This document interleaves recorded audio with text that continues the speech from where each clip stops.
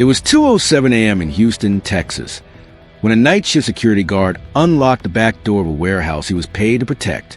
Instead of calling in suspicious activity, he loaded his truck with crates filled with $25 million in cartel cash. By dawn, both the guard and the fortune had vanished into the humid night. For years, the FBI scoured leads, tapped phones, and raided stash houses. The cartel unleashed enforcers across the border, leaving a trail of bodies in their desperation to recover the stolen money. But the guard? He seemed to dissolve into thin air. This is the story of how an ordinary man fooled both the deadliest criminals in the world and the most powerful investigators in America. But before we dive into this unbelievable tale, make sure you subscribe, hit the like button, share this video with fellow true crime fans, and drop your theories in the comments at the end. Because trust me, this one will leave you guessing. His name was Marcus Alvarez, 35 years old. He lived alone in a cramped one-bedroom apartment near the edge of town. By day, he blended into background, just another uniform standing outside office buildings, convenience stores, or abandoned lots. Neighbors described him as polite but forgettable. He drove a rusty Ford pickup, kept himself, and never caused trouble. But behind the calm exterior, Marcus carried a storm. Years earlier, his younger sister had been pulled into the orbit of the Gulf cartel. She dated a mid-level trafficker who promised her safety and luxury, but she disappeared during a drug raid in Mexico. Her body was never recovered. Marcus filed reports, begged the police for answers, but nothing came of it. Quietly, his grief hardened into something darker. On long night shifts, while sitting in his truck with nothing but black coffee and radio static to keep him company, Marcus began sketching out plans.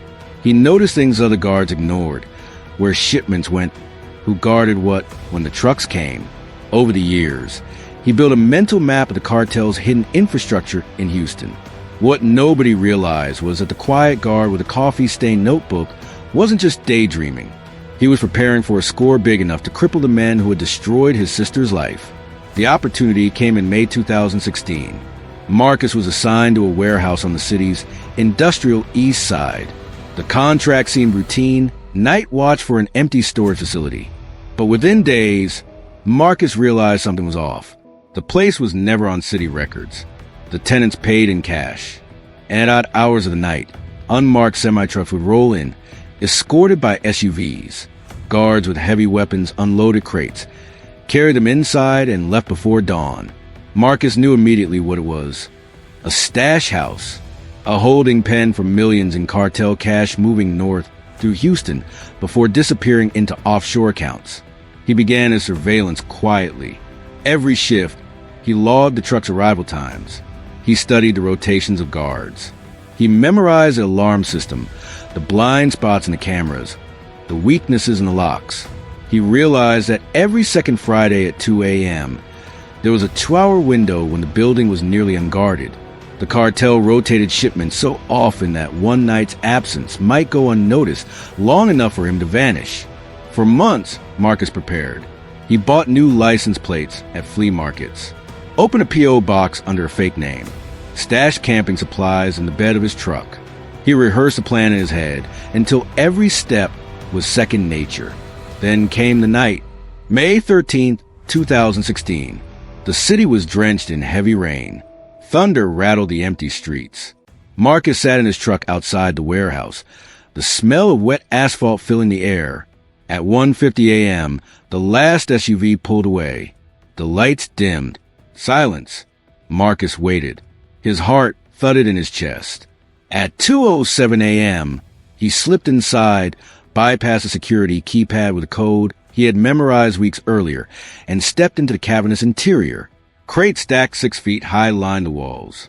He cracked one open, and there it was, bundles of crisp $100 bills, tightly wrapped, smelling faintly of ink and sweat. He worked fast. He had hidden false compartments in his truck bed. One by one, he filled them with bricks of cash, careful not to overload.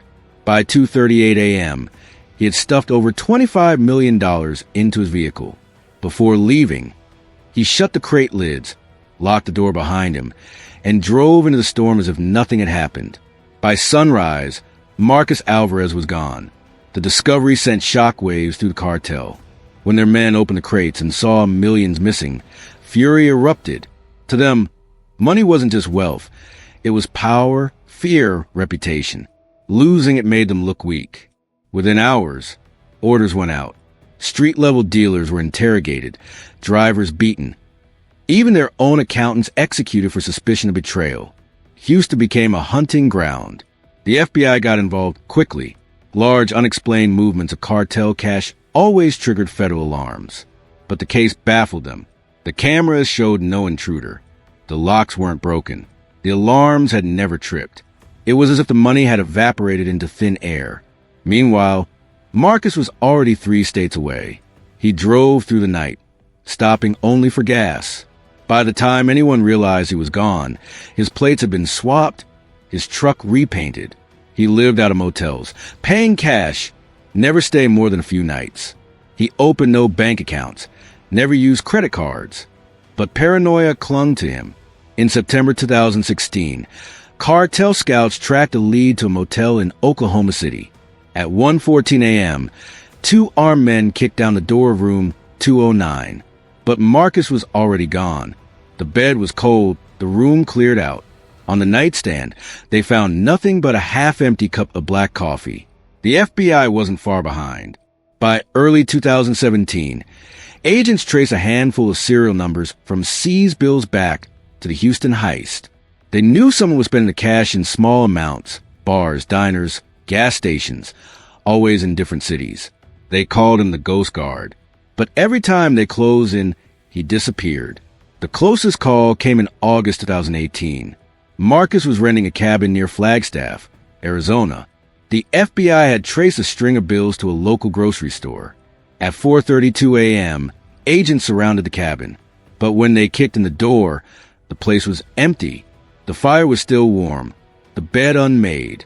On the counter was a half-eaten slice of toast, still steaming. Marcus had slipped out minutes before. Years passed. Rumors spread. Some claimed Marcus had escaped overseas, hiding in Central America under a new name. Others believed the cartel eventually found him, buried deep in a desert no one would ever search. The FBI never closed a file, but leads grew cold. And then came a strange twist.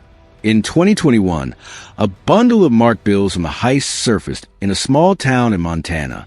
The bills had been spent at a hardware store. The description of the buyer? A middle-aged man, quiet, wearing a baseball cap. Paid in cash. The clerk remembered only one detail. The man had a tattoo of an angel on his left forearm. Marcus Alvarez had the same tattoo. But when agents arrived, the man was gone. The trail went cold again. To this day, neither the FBI nor the cartel has found him. $25 million remains unaccounted for. And the quiet security guard who outsmarted them all has become a ghost story whispered in both federal offices and cartel safe houses. Did Marcus escape to a quiet life somewhere, living under a false name with millions buried underground? Did the cartel finally catch him, erasing all trace? Or is he still out there, watching from the shadows, always one step ahead? The truth may never surface. But one thing is certain. Marcus Alvarez pulled off one of the boldest thefts in cartel history and vanished so completely that even the deadliest criminals and the most powerful investigators in the world couldn't catch him. So what do you think? Did Marcus beat the odds and outsmart them all?